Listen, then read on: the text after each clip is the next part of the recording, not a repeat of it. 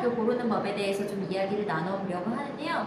제가 이제 가장 많이 받는 질문 중에 하나가 저희가 이제 유학을 가려고 하는데 좋은 학교를 좀 추천해 주세요 라는 질문을 가장 많이 받아요. 그럼 제가 여러분께 다시 질문을 할게요. 여러분이 생각하는 좋은 학교는 어떤 학교이신가요? 대학을 잘 보내는 학교가 좋은 학교일까요? 아니면 시설이 좋은 학교가 좋은 학교인가요? 아니면 우리 아이가 잘 적응하고 우리 아이한테 맞는 학교가 좋은 학교인가요? 아마 이 세 가지에서 다들 이제 우리 아이한테 맞는 학교를 고르시는 게 목표이실 거예요. 그러면 저는 여기에서 꼭 고려해야 되실 게 두 가지가 있으세요. 먼저 첫 번째로는 부모님의 교육 철학이에요. 왜냐면 부모님마다 우리 아이를 어떻게 키우고 싶다라는 생각들이 다 다르시거든요. 예를 들어서 이제 어떤 부모님 같은 경우에는 우리 아이는 정말 자유롭고 좀 비판적인 사고, 그다음 창의력 있는 아이를 키우고 싶으세요 라는 부모님이 있으세요.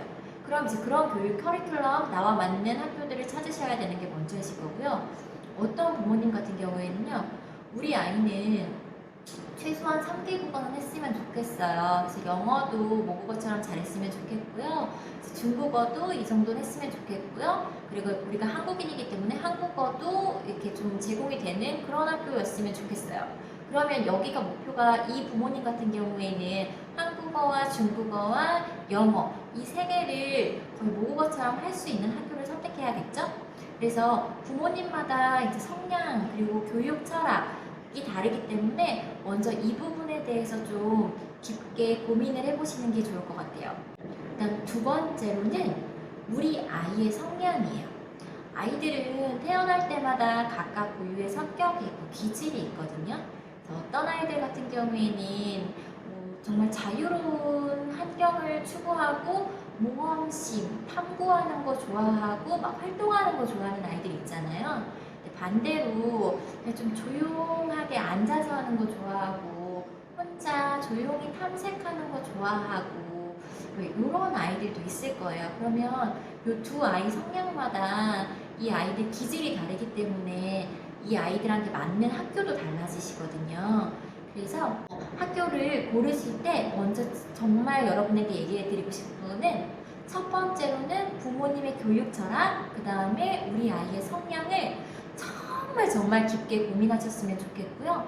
또 부모님이 생각하시는 것도 좋지만 또 아이랑 이제 대화가 된다라고 하면 아이한테도 많이 물어보셨으면 좋겠어요. 너는 어떤 교육이 좋니? 학교에서 어떤 점이 좋았니? 어떤 점이 싫었니? 어떤 학교를 가고 싶으니? 라는 걸 물어보면 아이들이 다 생각이 있거든요. 그러면 부모님한테 그거에 대해서 생각보다 아이들이 되게 주관적으로 이런 생각을 하고 있었구나 하고 깨달으실 거예요. 그러면 아이의 얘기를 좀 깊게 들어보시고 그리고 나서 이제 부모님께서 생각하시는 그런 교육 방향에 맞는 학교를 고르셨으면 좋겠어요. 그래서 부모님의 교육 철학, 그 다음에 우리 아이의 성향, 이 파악이 다 된 다음에 그 다음에 이제 고려를 하셔야 할 부분들이 대표적으로 학교 위치가 있고요. 그 다음에 이제 학비, 1년에 어느 정도 내가 이제 서포트를 할 수 있는지, 그다음 세 번째가 이제 생활 환경. 학교는 좋은데 뭐 저 멀리 외곽에 떨어져 있어서 뭐 아무것도 없고 부모님 막 혼자 여기서 동떨어져가지고 살 수는 없잖아요. 그렇기 때문에 이제 주변에 집이 있는지, 뭐 학교랑 뭐 스쿨버스가 다니는지 이런 것도 좀 보셔야 되고, 네 번째가 이제 커리큘럼 보셔야 되실 거고, 그 다음에 유학기간도 내가 1년만 하고 가시는 분이 선택하신 학교가 다르고요. 그 다음에 3년 하시는 분 다르고 또 이제 졸업까지 하실 분 또 다르십니다. 그 다음에 또 영향을 미치는 것들이 학생 비율이 있으실 거예요. 이것도 예를 들어서 좀 설명을 해드릴게요. 근데 저희는 좀 태국 아시아인들이 많은 것들을 선호해요 라는 분들도 있으시고요. 혹은 이제 좀 서양 애들, 노란머리 애들이 많으셨으면 하는 걸 원하시는 분들도 있어요. 근데 이것도 대부분의 부모님들은 아무래도 노란머리 아이들이 많으면 좋다라고 생각을 하시는데, 사실 이제 좀 중고등학교만 되면 이제 노란머리 아이들이 많이 있고, 그러면 아이들이 좀 주눅을 들 때도 있고, 혹은 왕따나 이런 것들에 대한 이제 고민들도 많이 하실 거예요. 꼭 서양 아이들이 많다고 해서 좋은 건 아니거든요. 그래서 우리 아이가 좀 처음에 잘 적응할 때는 오히려 외국인이지만 일본 아이들이나 중국 아이들이 많은 게 우리 아이한테는 더 도움이 될 수도 있어요. 그리고 이제 뭐 한국인도 무턱대고 한국인이 없는 데가 좋다던데 한국인 없는 데로 갔으면 좋겠어요 라고 부모님들은 이제 많이 생각을 하실 거예요. 그런데 이제 아이들 입장에서 조금 저희가 이렇게 유학을 할 때 보면 사실 한국인이 너무 없는 것보다는 조금은 있는 게 좋아요. 그러니까 한국인이 너무 많으면 문제가 되죠. 만약에 뭐 100명 중에 한 3, 40명, 50명이 한국인이다 이러면 좀 문제가 되실 텐데 보통 태국 국제학교 같은 경우에는 이제 100명 중에 많아야지 10명 정도가 한국인이거든요. 그러면 이제 한 반에 20명씩 들어간다라고 가정을 했을 때 많이 들어가야지 한두 명이에요. 부모님들이 실제 이제 유학을 하시면 이런 얘기들을 많이 하세요. 우리 반에 우리 아이가 같은 반에 한국 애가 한 명 있는데 그 친구의 도움을 되게 많이 받는다고.